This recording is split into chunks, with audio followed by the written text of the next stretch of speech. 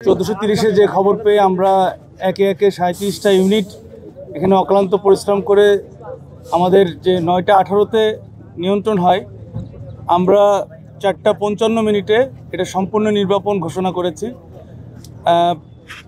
এখানে আপনারা জেনে থাকবেন যে কাস্টমস হাউজের অংশটুকু, বিশেষ করে এই কাস্টমস হাউজের অংশ এবং তার সামনে যে অংশগুলো ছিল, প্রতিটা জায়গাতে আসলে যেই কম্পার্টমেন্টালাইজড একটা ভাগ ভাগ করা ছিল, প্রত্যেকটা জায়গা ছোট ছোট করে ভাগ করা এবং ভিতরে আপনার অনেকগুলো অংশ যেটা আপনার স্টিলের তৈরি, স্টিলের স্ট্রাকচার দিয়ে একতলা দোতলা পর্যন্ত আছে।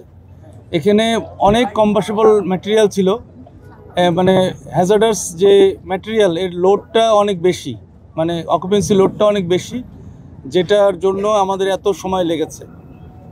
আর আরেকটা বিষয় যে যেই এখানে যদি অ্যাক্টিভ অথবা প্যাসিভ, মানে আমাদের যে কোনো ধরনের ডিটেকশন সিস্টেম যদি থাকতো এবং তার সাথে প্রোটেকশন সিস্টেম থাকতো, তাহলে হয়তো এতটা দুর্ঘটনা ঘটতোই না।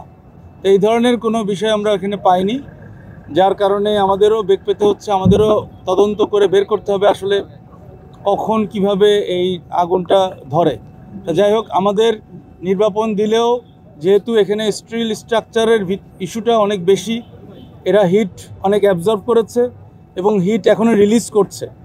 হিট যেহেতু রিলিজ করছে, তার সাথে তার অথবা অন্যান্য কিছু কম্বাসেবল ম্যাটেরিয়াল রয়ে গিয়েছে, এই জন্য ধোঁয়া কিছুটা দেখতে পাচ্ছেন। তবে ভয়ের কোনো কারণ নাই, কোনো ফ্লেম নাই।